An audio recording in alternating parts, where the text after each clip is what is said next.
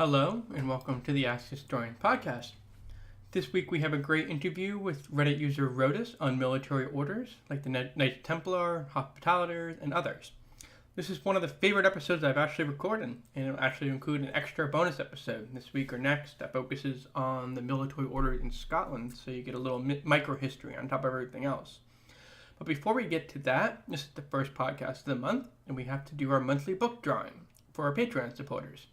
If I can urge you all to support us on Patreon, it's really appreciated. It goes to helping get guests for the podcast and supports our hosting costs on Libsyn in other ways. In addition, we maintain a presence on Twitter at AskHistorians and on Facebook as well. We have a new presence, so please like us there to get great answers and pretty cool graphics as well. Anyhow, Patreon supporters of $1 and up are entered into our monthly book drawing. At $5 you get 2 drawings, and at $10 you get 3. So a huge thank you to all our supporters. This month, the winner will get to choose from The New Knighthood, A History of the Order of the Temple by Malcolm Barber, recommended by our interviewee today, which talks about the history of the Knights Templar.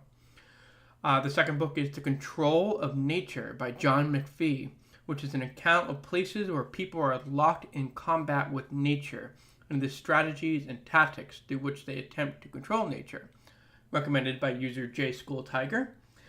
Or finally, The Warmth of Other Suns, The Epic Story of America's Great Migration by Isabel Wilkerson, which discusses one of the great untold stories of American history, the decades-long migration of black citizens who fled the South for northern and western cities in search of a better life, recommended by user Sun Against Gold. This month's winner is, drumroll please, Albert D. So congrats, Albert. I'll be in touch with you via your Patreon email. And now, here's the show. Welcome to the Ask Historians podcast. Hello, and welcome to the Ask Historians podcast. Today, we are lucky to be joined by Reddit user Rhodis, who is better known to his friends and family as Rory. He's a doctoral student in medieval history at the University of St. Andrews and studying the Knight Hospitalet in Britain and in Ireland. On Reddit, he can be spotted answering questions under the flare military orders in late medieval British Isles, and today he will be going through a thorough and factual history of these military orders, which often swirl with myths and legends and provide fodders for thousands upon thousands of fantasy authors. First things first, welcome to the Ask Historian podcast. Thank you. Let's start where we usually start with these podcasts, which is what got you interested in this topic? What got you interested in these military orders?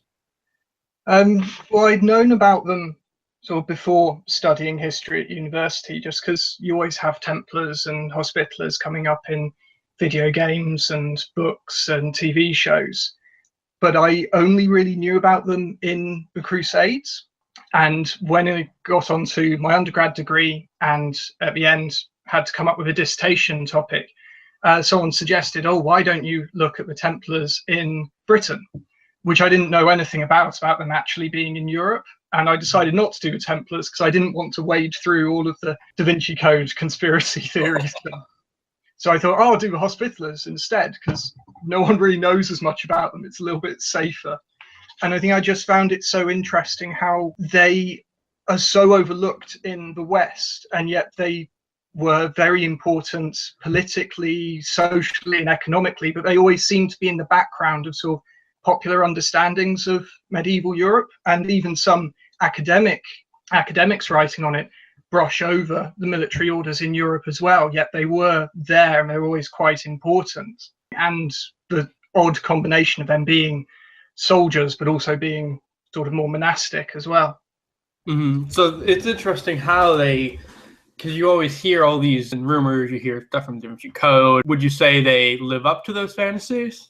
No, not really. Then the real history of them is generally a bit more interesting anyway.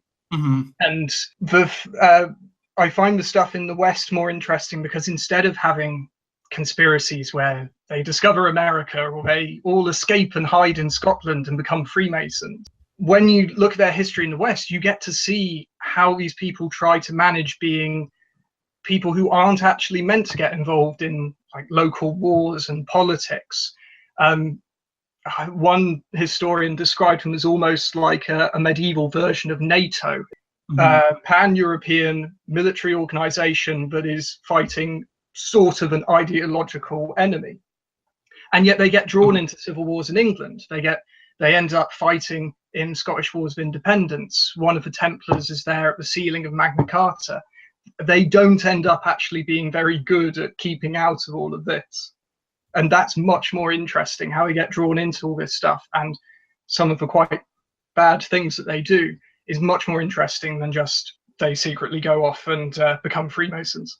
Well, where these military orders really originate? Well, they first start off in the Holy Land after the First Crusade. So you've had mass expedition to the east, and the Christians have managed to set up 4 little states, mostly hugging the coast. You've got the Kingdom of Jerusalem, County of Tripoli, Principality of Antioch, and the County of Edessa, which is a bit further inland and a bit more isolated. And after the First Crusade, quite a few of the Crusaders actually then just go home. They don't stay there. A lot of them have done their job. They got to the Holy Land and they've seen all the holy places. Now they're going to go. So you've got these 4 societies that have just come into the region, and they're very short of manpower, and they're surrounded by other hostile states. And so they really do need some sort of defense, well, as much help with their defense as they can get. They don't even have complete control of the coast, so there's still 2 cities on the coast that are still under Muslim control, so they can still be attacked from behind. And one of the reasons behind the crusade was supposed to be to secure the pilgrimage routes, but those are also being attacked. There's now loads of bandits running around the place, as well as raids from rival Muslim states. So there's one chronicler at the time who says that people going to Galilee, the residents in Galilee, would just kidnap the pilgrims and sell them to slavers.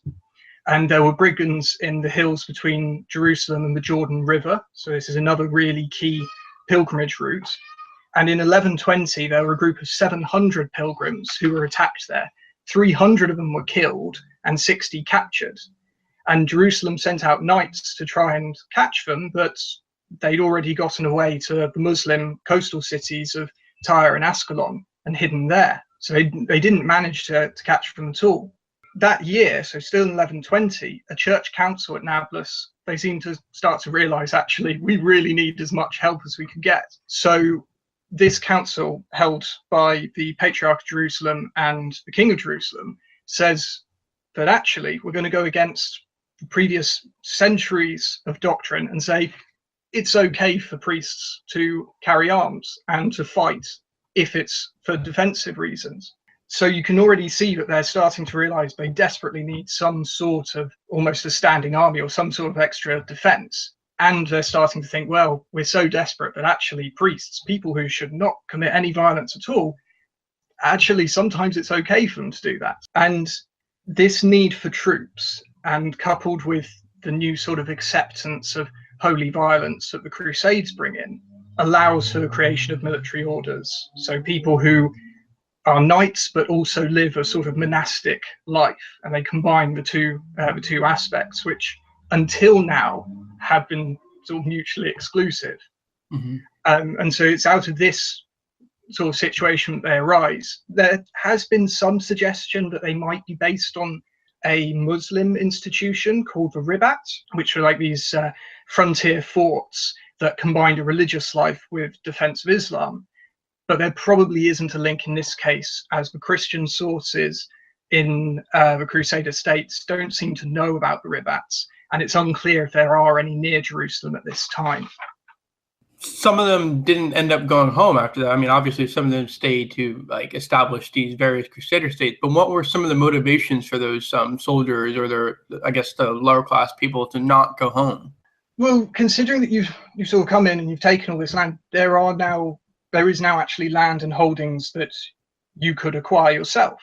Of the 4 new states, they're all led by people, obviously, who were Crusaders. They've come in and they have deposed the previous rulers and have taken it for themselves. If you were attached to one of these leaders, then you'd be able to get other lordships that they had removed the leaders of as well.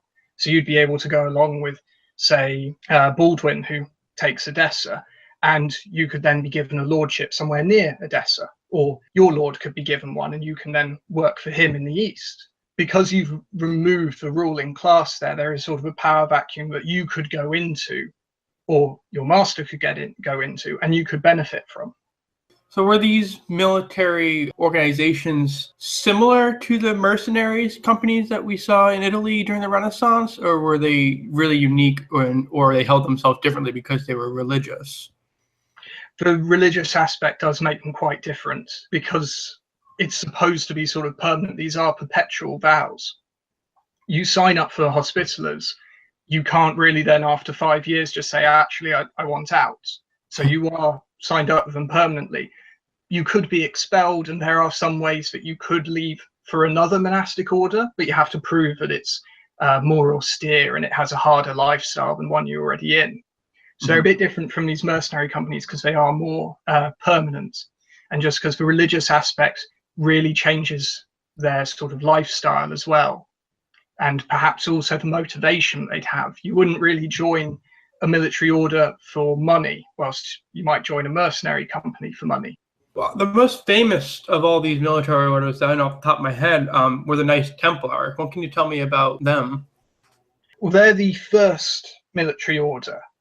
So they're founded initially just to guard pilgrim routes, and they're prompted by all of these attacks in 1120 in the Church Council. It seems to be all sort of tied up. They're founded by two French knights, Hugh de Payon and Godfrey de Saint-Omer, and they keep this sort of very monastic center to their structure at first. So they take 3 vows of poverty, chastity, and obedience. So they're not supposed to have any significant personal possessions.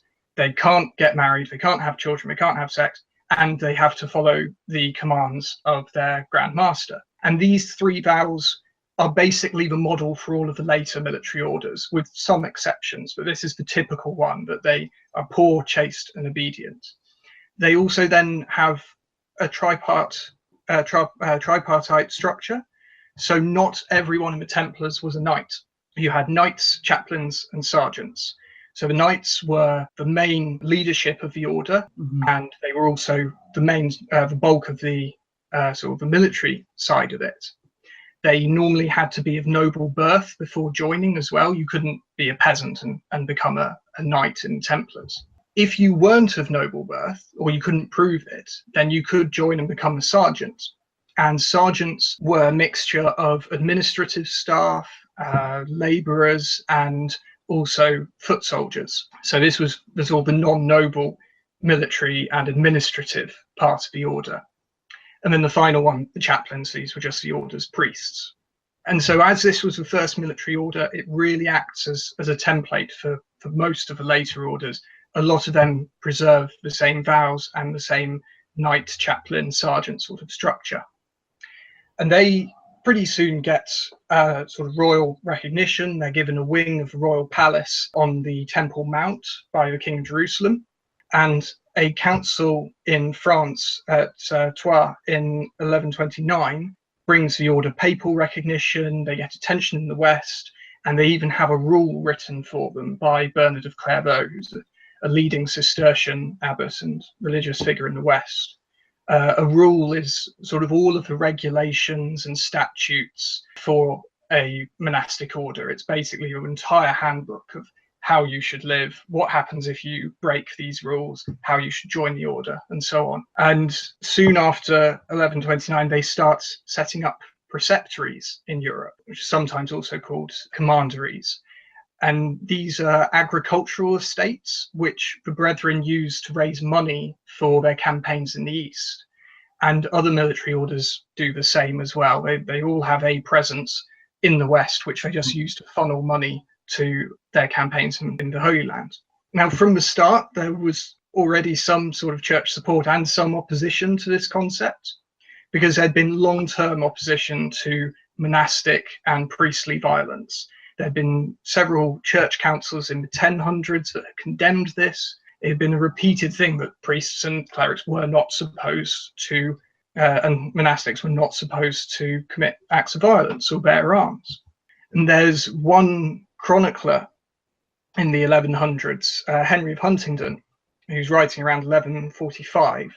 He's an Anglo-Norman archdeacon, and he described a bishop that bore arms and fought in battles as a new monster composed from purity and corruption, namely a monk and a knight. And so he clearly saw these two things as being incompatible. He's not referring to military orders directly, but the idea of someone who was a monk and a knight, he just sort of sees that this cannot work together. And there's another monastic, Peter the Venerable, who's abbot of Cluny. He accepts the orders and sees that there's some use to them, but he says they're not actually quite as good as, say, an Augustinian or a Benedictine. They're a bit lower in status than a non-military monk. And then some bishops also opposed the orders because the popes kept on giving quite generous privileges to the Templars and Hospitallers and Teutonic Knights in particular, which meant that, for example, they wouldn't be subordinate to any sort of bishop, because normally a bishop would have some rights over the houses in their diocese. They had no authority over the Hospitallers or Templars. Mm-hmm. And so obviously some of the bishops opposed this because it weakened their own power. But generally, the papacy was very supportive of the orders, gave them all of these privileges, endorsed the Teutonic Order, setting up its own state in Prussia and Livonia. And the Templars in particular won a very strong advocate in the church, Bernard of Clairvaux. So he was an abbot of Clairvaux. He later on becomes head of the Cistercian order. Very prominent. He writes letters to people all over Europe, and later becomes a saint. And he actually writes a whole sermon in support of the Templars, De Laude Novae Militiae, so it's in praise of the new knighthood. And he presents the Templars as being perfect knights and that they fight for God, whilst secular knights, they just fight out of greed or anger. And so the Templars combine the strengths of knights, but also with the devotion of monks. So it manages to get rid of the sort of the darker side of being a secular knight. So there is sort of criticism of the orders from the beginning, but the very top of the church, the papacy, is still very supportive. And there are other significant figures that go, no, this is a great idea, we should support them. So what was the day-to-day life like? Well, it would still have a lot of similarity to a monastic's life, in that you would have to sing the hours. You would have to get up at a little bit before dawn and sing the hours, go to church, and then you would go to sleep for a bit longer, then you get up again at dawn and do the same. And so you would do these church services throughout the whole day. On your off time, you would be tasked with whatever duties you had to do. So if you were a Templar on campaign, you might be out on sort of sentry duty. At other points, it's in the rule, it says that if you don't have anything specific to do, and you're not sleeping, you're not at a meal, you're not watching or fighting, then you should sit there and you should make things like tent pokes or bits of equipment and things that you might need when you're on campaign. The Teutonic Knights, for them during meal times, they're not supposed to speak. It's quite a restrictive sort of lifestyle for these. And so that's how it is very different from, say, mercenary companies, because it really permeates all of the aspects of their life. There's one point in the Templar trial records where one of the Templars says that they're not actually supposed to even accept water from a woman to wash their face. So they completely, even the tiniest bits of their life are quite strongly regulated, though whether they always follow all of these rules is a bit less certain. Yeah, of course. It's always harder to live up to the promises and the aspirations. Yeah. You mentioned the Teutonic Knights. That's a name I'm somewhat familiar with. Are there other orders? Are they different? Are they kind of run the same way? What are they? There are lots of other orders, and I haven't exactly taken the time to count all of them. I'm sure you'd be able to easily get to 20 if you went across the whole medieval and early modern period. So the Teutonic Order is actually one of the later sort of really prominent ones that gets founded. The main, or the biggest orders would normally be Templars, Hospitallers, Teutonic Knights. The Hospitallers are technically founded before the Templars, but they don't become military until after.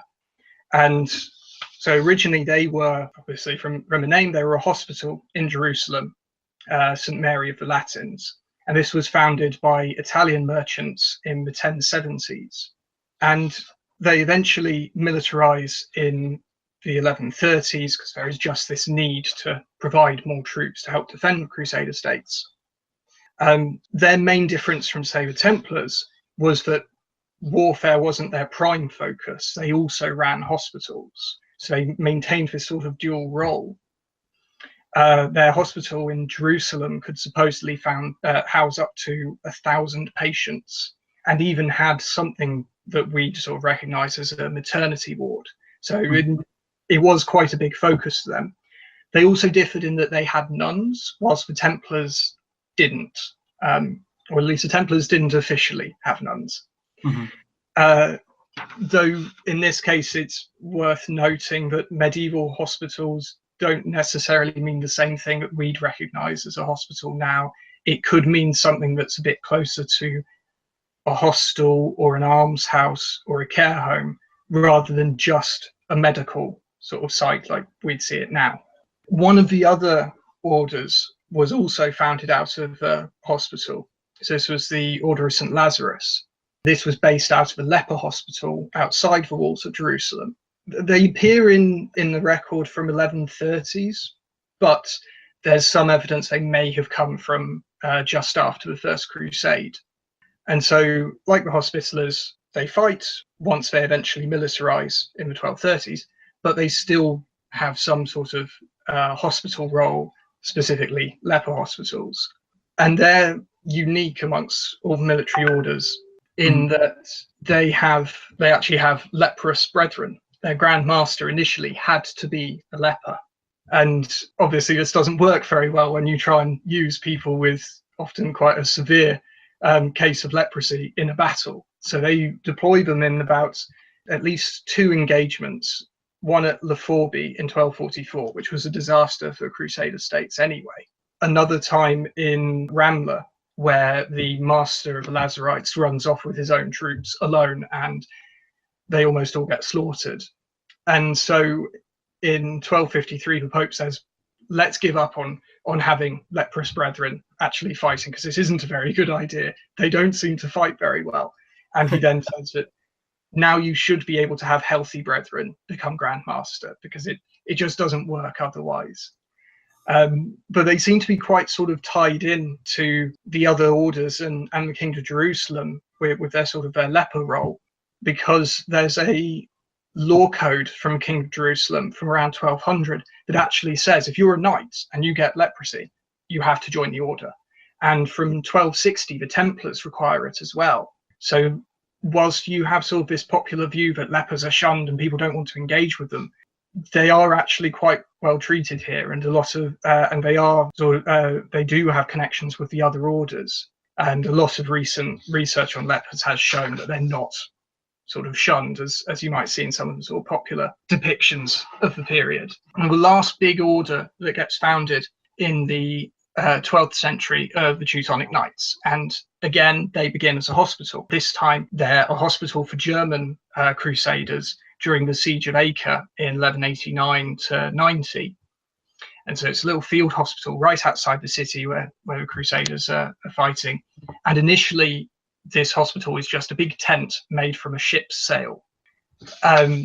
When it gets to 1198, they seem to have taken on a military role. Again, they're just sort of going, look, no, there is a need for the orders. We need more troops out here to help defend it, so we're going to do this as well. But like the Hospitallers and the Lazarites, they maintain this dual role of being military, but also providing some sort of charitable care.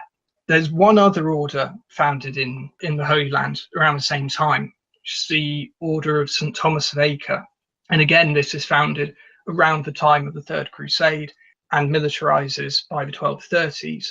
And it also starts as a hospital and then takes on a military role as well.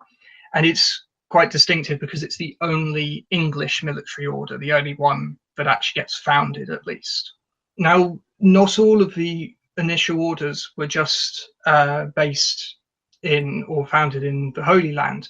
because you had this sort of other frontier in the west, in Iberia, where you still had much of what's now Spain and Portugal under Muslim control. And so the military orders, soon after their foundation, start acquiring lands there, start participating in campaigns. But in 1158, there is the first Spanish order that's established. This is the Order of Calatrava. And initially it's founded just to defend the castle of Calatrava, but it then takes on defensive travelers and then eventually gets bigger and bigger and so on, until, like for Templars and Hospitallers, it actually becomes a proper sort of small military force. And then other Spanish orders soon follow, the most famous of which is the Order of Santiago, which was founded in 1171. And again, this defended pilgrims, but this was specifically across the pilgrimage route to Santiago de Compostela, which was one of the most holy sites, Christian holy sites in Western Europe. The Santiago Knights are actually quite distinct in that, at least until the early modern period, they seem to be the only founded military order that allowed their brethren to get married and to actually have children. And whilst all the others seem to maintain this sort of, at least officially, to maintain these requirements of celibacy, Santiago, they actually are allowed to get married. One of the things you kind of mentioned on the side was that some of the Knights of Acre were English, and that there was a Spanish order as well. Were the rest of the orders largely based on national identity, or were they more international in their aims and membership? The Lazarites and Templars and Hospitallers very much try to be international. The Spanish orders mostly stay in what's now Spain and Portugal. They get a little bit into France and a bit into Italy, but it seems their membership and their leadership is still basically Spanish or Portuguese. The Teutonic Order is still mostly dominated by Germans, and actually at some point requires people to be German to join. The Templars and Hospitallers and Lazarites don't seem to have any real restrictions on it. But the English, for example, the English Templars, they never seem to end up getting a very top sort of role in the order and sort of outside of their branch of it. The leadership of these three orders is still mostly French, and that seems to be the sort of main dominant group within Templars and Hospitallers, and Lazarites is French and sometimes Italian. Were these groups therefore seen as threats from their respective countries? Would the Kingdom of France see them as a threat, or Kingdom of England see them as a friend, or the various German states? They don't seem to be, actually, because, for example, with the Templars, if you went to France and you looked at the Templars there, most of them would have been from France. But in England, the majority of the Templars were actually English. Mm-hmm. Oddly, though, in Scotland, most of them there were English. There were hardly any Scots. In some areas, it could cause an issue. So in Ireland, where you've got an English colony from 1170, almost all of the Templars and Hospitallers appear to have been either English or English-born in Ireland. None of them seem to have been native Irish. And so there does seem to be some animosity there. So the native Irish don't really donate much to the military orders in Ireland, perhaps because they're English and they work for the English crown and they're very closely associated with people that they're often fighting with. But then there was one instance where I found where it did seem like there was some actual real sort of opposition to one of the military orders because of what they did in another country. It's in I think it's 1148, there's a letter from one of the English bishops to his priests saying that, I know that the French Hospitallers fought with the French against us at the Battle of Crécy, but they're still okay people. You should make sure that all the Hospitallers can still get donations in your churches. It's not fair to persecute the English ones just because of what the French one did. So then they can get involved in these sort of disputes that can affect them and sort of stir up resentment against them in other countries. So you say they all largely developed in the 10th, 11th, and 12th century. How did they develop after their founding? Yeah, mostly in the 12th century. But you get some sort of major developments in the 13th, but yeah, it's a 12th century starting. Well, after their founding, they, from initially just being there just to defend pilgrimage routes or provide care to pilgrims, they then start taking on significant military roles, and they actually become a major political and economic and sort of military force in the Crusader states. So the orders soon get given key fortresses. You're still in a period where you don't really have standing professional armies, but at least in the Crusader states, military orders could be sort of the closest you might get to a standing army, because these are people who have signed up to this order for life. They don't go home and have to look after the crops. They don't have to leave after a while. They're staying in the east and fighting. So they are probably some of the more reliable and more experienced and better trained troops anywhere else in Crusader states. They get given all of these key castles. So in southern Palestine, the Templars are given Beth Gibelin, which is one of 3 fortresses that are used to defend against attacks from Ascalon, which is in the early period of the Crusader states like a very big threat to Jerusalem. So you can already see them being given this sort of very key role, actually taking on fortresses. They're not just looking after pilgrims anymore. And they also have a role in the Crusader armies. So traditionally, they were given the rear guard and vanguard when the armies were on the move. So you're on the move, you could be attacked. You sort of want your best troops at the front and rear, because they're going to be steadiest. If they get attacked, they're not going to run as easily as your other troops. So they do seem to be quite heavily relied on, people recognizing that these soldiers are quite good, and they provide quite a large portion of the Crusader armies. So until the end of the 12th century, the knightly levy of the Templars and Hospitallers was about 600 knights, which was about half of the Kingdom of Jerusalem's army. So it's a really substantial portion of it is just for military orders. And they become really major landlords in the east because they need to fund all of these troops and the garrisons for these castles. So before 1187, the temple had acquired half of the county of Tripoli. So they really do take on quite large land holdings. This importance brings them political roles. In the 13th century, the Kingdom of Jerusalem often devolves into civil war. There's quite a lot of political conflict, and the military orders get drawn into this, quite often with the Templars and Hospitallers on opposing sides. But the order's time in the Holy Land really ends with the loss of Acre in 1291. This is one of the last real strongholds for the Crusaders on the mainland. And the losses were very heavy. There are only a few members of the order surviving. The letters that they write from it sound quite sort of almost apocalyptic. We go like, we lost all of these troops. We only just got into the boats in time. And all of the Lazarites, who continued to be very unlucky in battle, apparently, all of them were killed in the siege. Wow. The Templars still had a couple castles on the mainland afterwards, but they realized that they just can't hold on to them anymore. They abandoned them before they even get attacked. So they abandoned all of this by the end of the summer. And so the Templars, Hospitallers, and St. Thomas Knights all retreat to Cyprus. The Lazarites eventually relocate to France, and the Teutonic Knights temporarily to Venice. And from this point on, the St. Thomas Knights and Order of St. Lazarus seem to basically abandon any military role they had, and they just go back to being sort of hospitaller. The fall of Acre then leads into really quite a difficult period for all of the orders. So the 1290s, they seem to be a bit of a loss as to what exactly they should do. The Teutonic Knights are managing okay because since the 1230s, they've been establishing their own little state in the Baltic, fighting pagans. So they've still got a purpose. But the Hospitallers and the Templars are a little bit at a loss. At one point, the Hospitaller Grand Master actually says, why don't we just give up our military role entirely and just go back to running hospitals?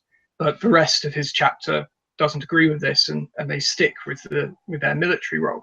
And then criticism starts to grow.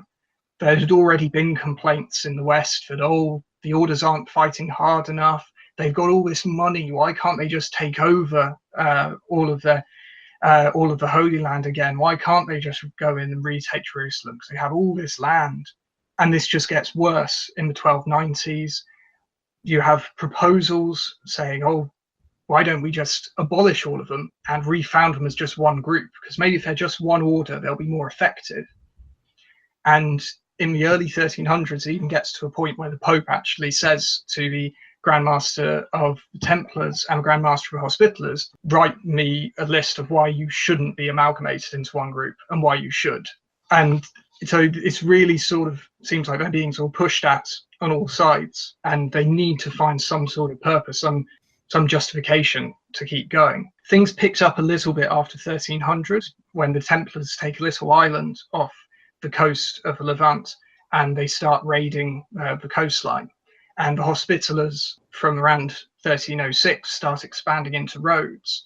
So they're starting to progress a little bit and try and recover from the shock of 1291. And in the West, both of the orders at least are still politically important. They're still royal servants in France and England and elsewhere in Europe. They're still doing jobs for all the secular rulers. Mm-hmm. But for the Templars, this all just comes to an end on 13th of October 1307, when the Brethren in France, including the visiting Grand Master Jacques de Molay, were arrested at dawn on the orders of Philip IV of France on charges of heresy. And these charges ranged from more minor sort of errors of practice, like not practicing hospitality or providing charity, to very serious heresies like denying Christ and venerating idols. The orders had been accused of heresy before.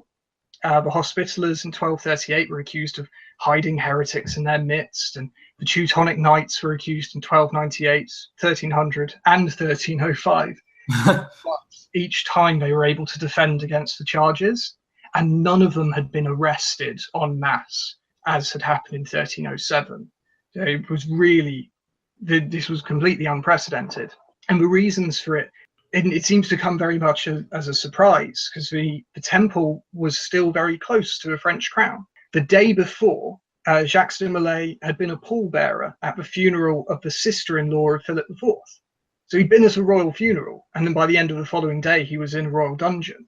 It really comes as a surprise to them. And then, so he's at the center of power, but then loses it so quickly. There does seem to have been some reasons that sort of, some earlier events that sort of perhaps foreshadowed this or may have led to it. So in 1302, there was a revolt in Flanders against French control, and local Templars and Hospitallers participated in this. It seems to have been completely unofficial, though. The main orders didn't tell them to do this. But even so, that may have antagonized the king against them a bit. And then in 1306, the French crown had been debasing the coinage for years, so removing the precious metals from them. And eventually, Philip in 1306 tries to improve the coinage again, but he needs silver for this. He expelled the Jews in France that year and confiscated their goods, but he still needed more, and the Templars were very wealthy. The Hospitallers had only half as much wealth, so the Templars were really the best option to go for. And using accusations of heresy had been a preferred tool of Philip IV against his previous enemies, like Pope Boniface VIII. So it sort of all fits into his sort of style of how he operates. And the main motive may very well have been financial. He could have actually believed the accusations as well, but the fact that he was quite so desperate for money seems a pretty likely, pretty significant part of it as well. So the Templars in France were all arrested, and of all of the 138 that are then tried in Paris, all but 4 of them confessed to at least some charges, probably because they were tortured. There doesn't actually really seem to have been any evidence that much of this was true. Jacques de Molay himself confesses to it as well. So it seems like initially the whole sort of most powerful, richest province of the order, France, is just gone. But there's some opposition that starts to arise outside of France. So many countries, many kingdoms start to be a bit uncooperative. So Aragon and Portugal look into it and go, oh, there's no evidence of heresy, it's fine. Edward II in England was really reluctant to allow torture, and it probably wasn't used at all in the English-led trials in Ireland or Scotland, and was only used a bit, or maybe only threatened, in England. Mm-hmm. And then in Italy, the Archbishop of Ravenna refused to use torture as well. There weren't any trials in Poland or Sicily at all.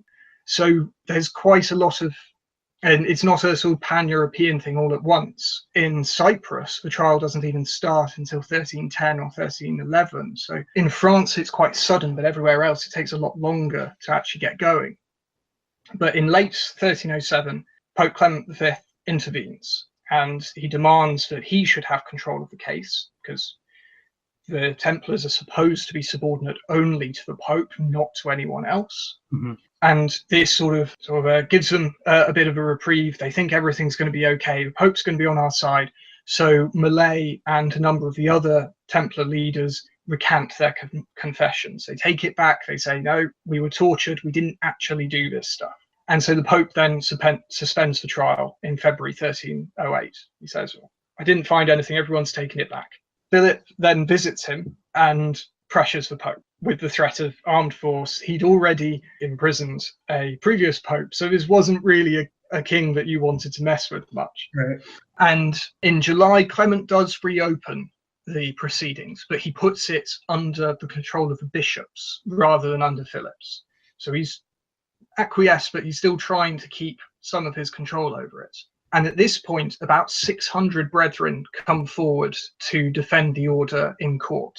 And it seems like it's going a little bit better. They have two Templars, Peter of Bologna and Reginald of Provence, who had legal experience. And so they come across as sort of very strong defenders of the temple. It all seems to be going a bit better. But because these Templars many of them had confessed and then recanted, that made them lapsed heretics. And so in a heresy trial, once you have given your confession, if you then take it back and it's seen as sort of admission of guilt and everything, you are obviously still a heretic. And so now we can punish you, because you're supposed to give them a chance to recant and promise that they'll never do this again.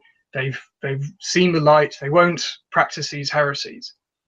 But if they take it back, then you're allowed to actually punish them as being a lapsed heretic. And so the French burn 54 of the Templars that took back their confession in May 1310, and opposition just starts to disappear again, and the Templars are sort of cowed. Reginald of Provence seems to disappear. Mm-hmm. Peter of Bologna apparently escapes from prison and then disappears, but he was probably murdered by his jailers. And so there's no real defense going anymore. And the trial drags on for a bit longer and then eventually ends in May 1311. And then in October that year, a church council is held at Vienne in France to decide what's going to be done about the order. And it drags on for months. And then eventually in March 1312, Philip IV arrives at the council with an army. So clear act of intimidation that he wants the order gone. And 2 days later, the Pope rules that the order's reputation was too badly damaged by these accusations, and so just had to be dissolved.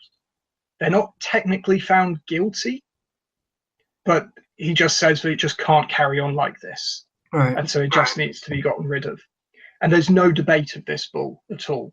After he reads out this bull, so it's sort of the papal letter, it's declared by one of the clerks there that anyone who speaks after this is immediately going to be excommunicated. They'll be expelled from the church. And so it's just done. There's no chance for anyone to try and have their say. The Pope goes on to say that the brethren who were found innocent of heresy during the trials, or who had confessed and done whatever penance they'd been given, they would receive pensions and they would just have to live in the monastery of another house.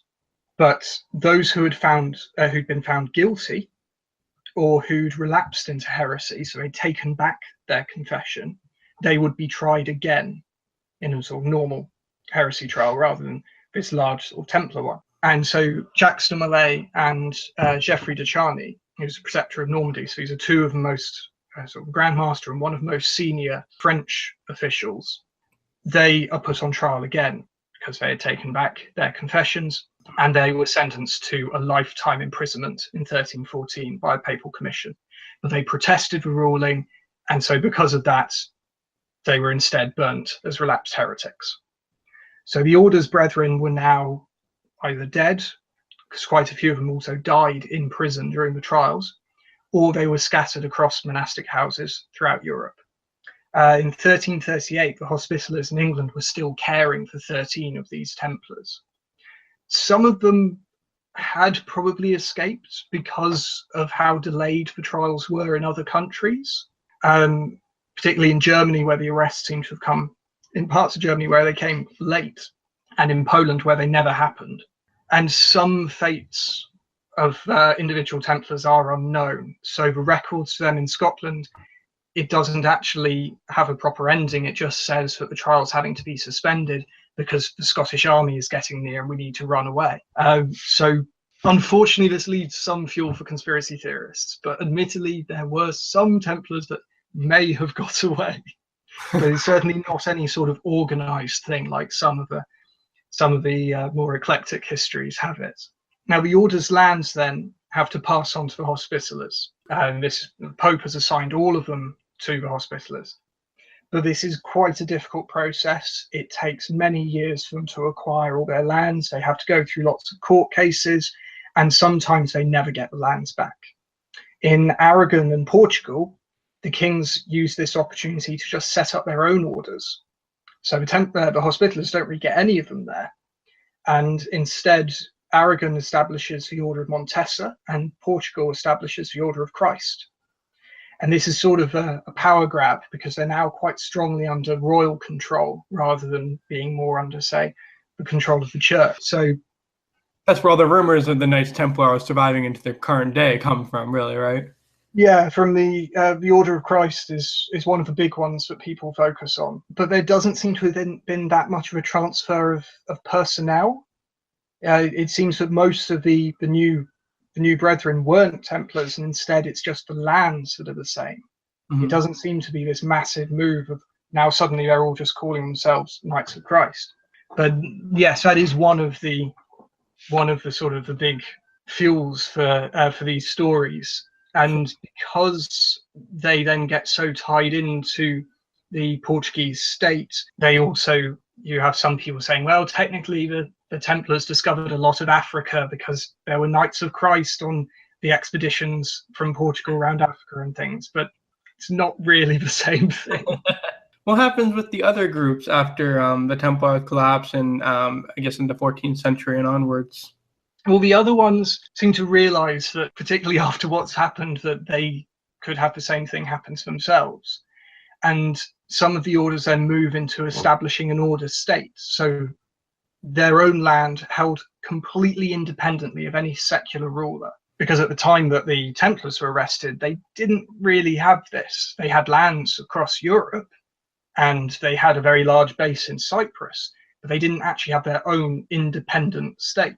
And so it did make them vulnerable. And so the first one to sort of start getting an order state are the Teutonic Knights, and they start this in the Baltic in the 13th century, particularly from 1230 onwards, when the order invades Prussia, and then soon after they get most of what is now Latvia, and they establish very strong state in the Baltic that lasts into the 1500s.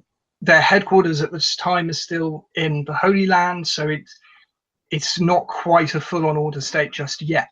Now, soon after the Templar arrests, though, they do then move their headquarters there. So they move their headquarters from Venice to Prussia in 1309. So it's a year and a bit after the arrests. This clearly seems to be a reaction of going, yeah, we can't actually stay around here because we could be next.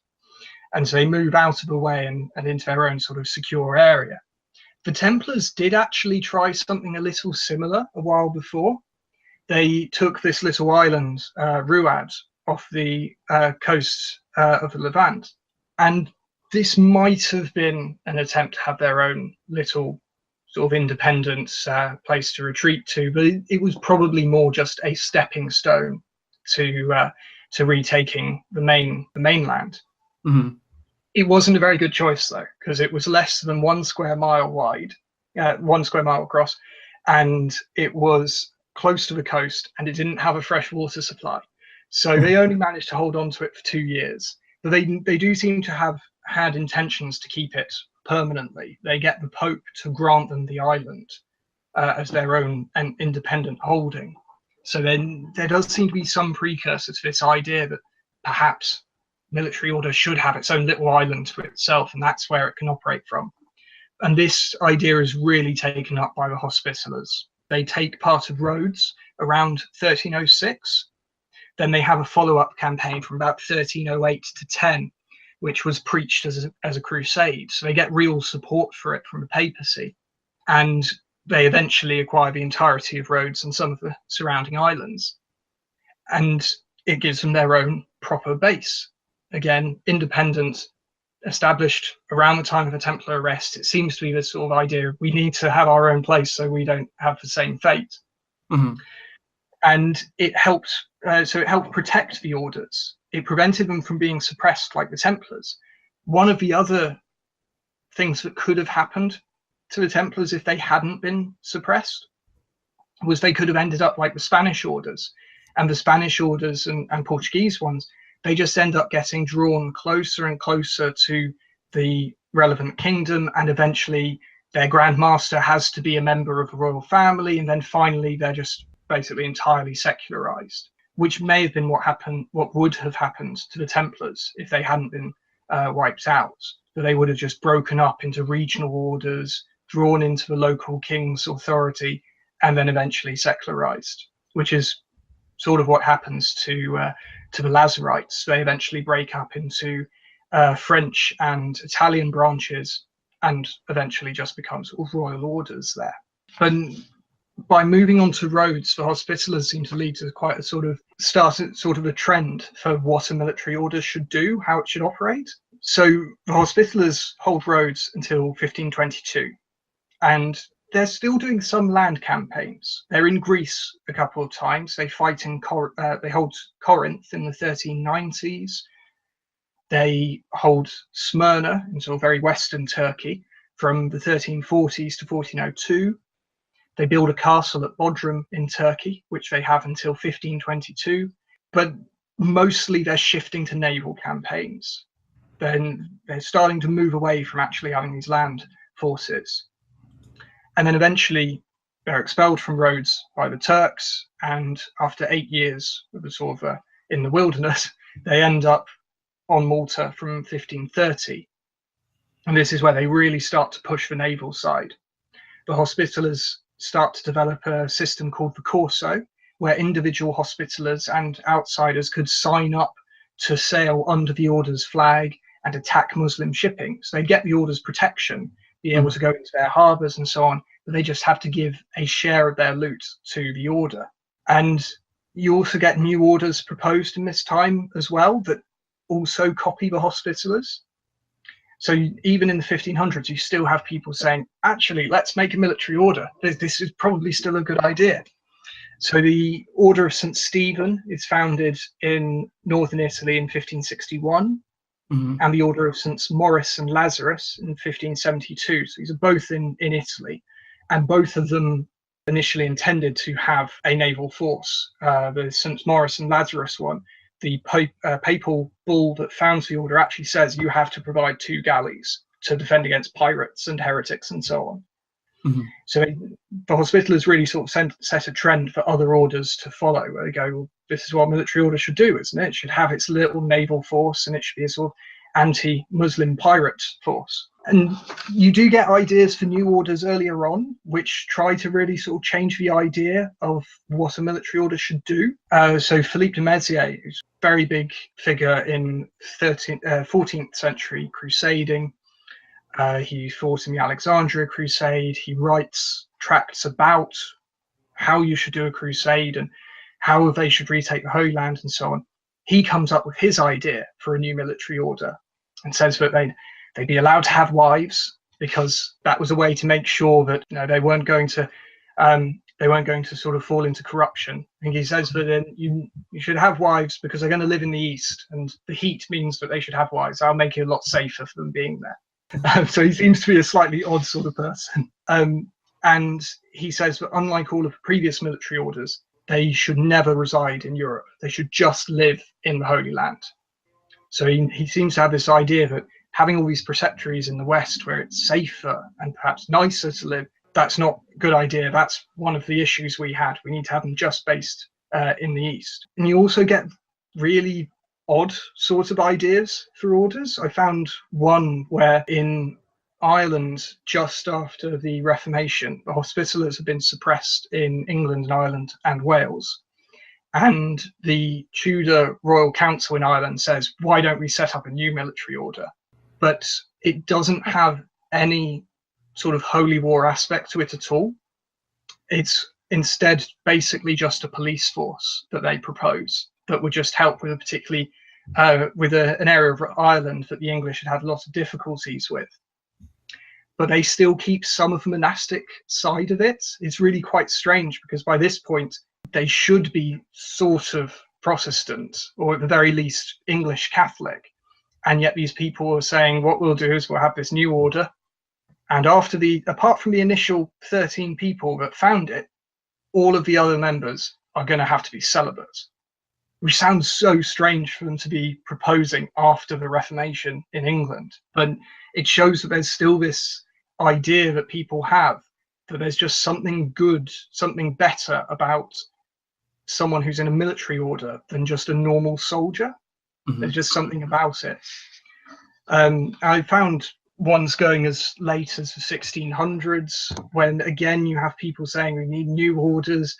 One of them is proposed by Charles Gonzaga, who was a French Duke, and he suggests the Order of the Christian Militia, which was founded in 1618. And as well as being a French Duke related to a French royal family, he also claims to be the heir to Constantinople. He's quite mad, and supposedly set up a chivalric order that was so decadent it had to be suppressed by the king. But I couldn't find any information about what exactly they did that was so bad. And his order is intended to reconquer Greece, which is quite ambitious at this point. But he almost deploys it against Protestant Czechs in 1618. But when he offers it this force of about 3,000 crusaders, as he calls them, to the Holy Roman Emperor and the Polish king, they both turn him down. They seem to think that maybe he's a little bit mad and there's not really these 3,000 crusaders. But he does actually get as far as building 5 galleons, which is quite a substantial investment. So there are still people, even in 1600s, that are still going, yes, I'm going to chuck a lot of money into this military order. This is worth the investment. It is going to work. It's still valuable. So to kind of help bring us towards a conclusion, how do the orders in general throughout Europe begin to decline and fall? Well, in Spain and Portugal, they start to secularize. So Spanish orders, Santiago, Calatrava, Alcantara, they all get slowly secularized throughout the late medieval period, brought a little bit more under royal control. And then in the 16th century, they start to have the monastic vows are sort of chipped away at a bit more, until eventually they don't really have a monastic lifestyle anymore. And the Grand Masterships are hereditary and are held by members of the royal family. So really fully under royal control. More minor orders just fade away. So the St. Thomas Knights had already demilitarized by the time of the Reformation, and then they just get suppressed under Henry VIII. The Reformation was also quite damaging to the Teutonic Order.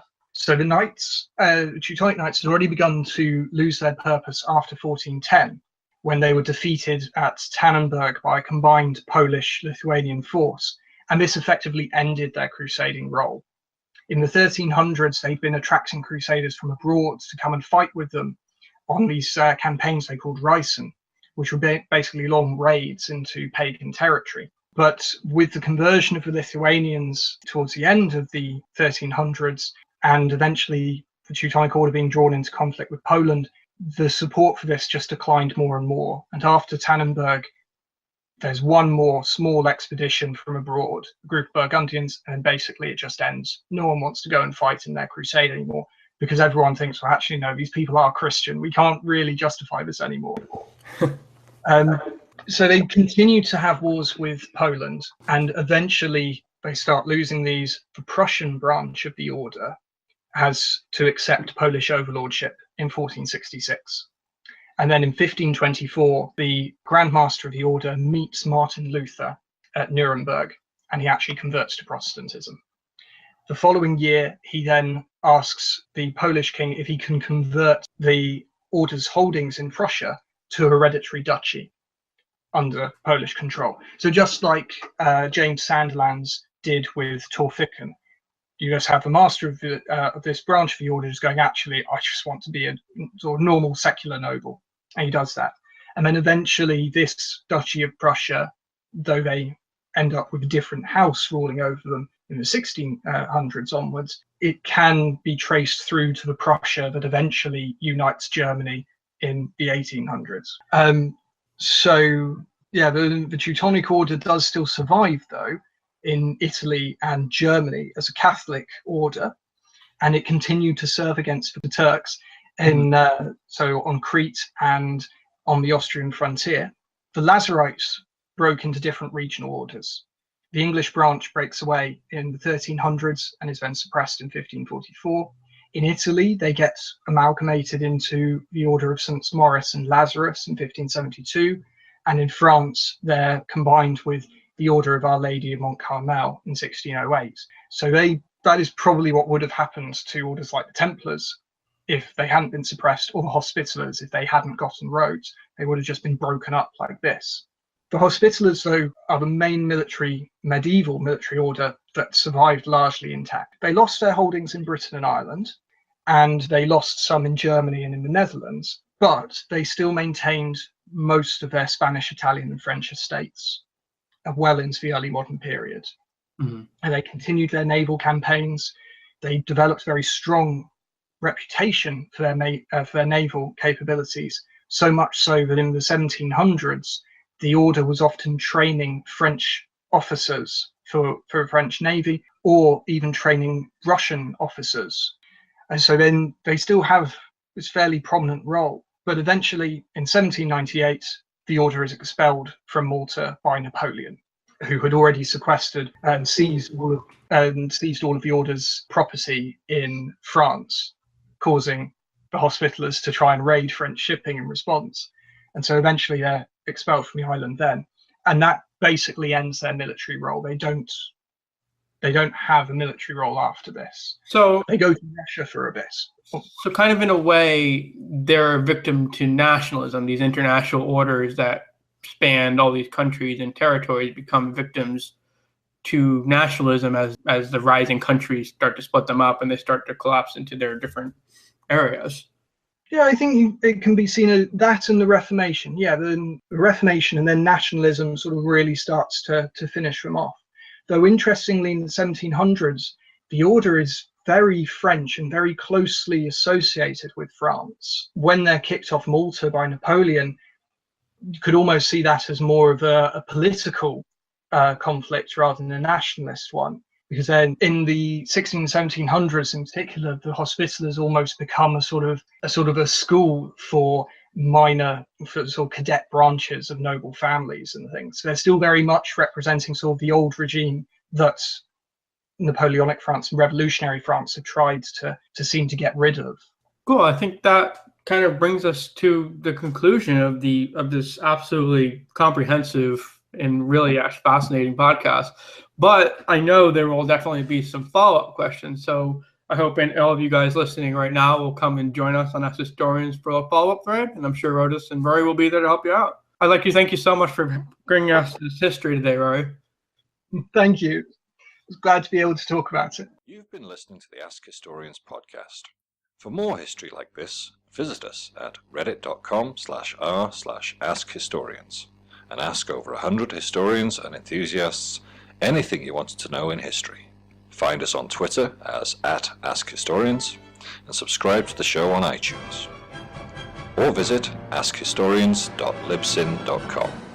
Thank you very much for listening, and join us next time on the Ask Historians podcast.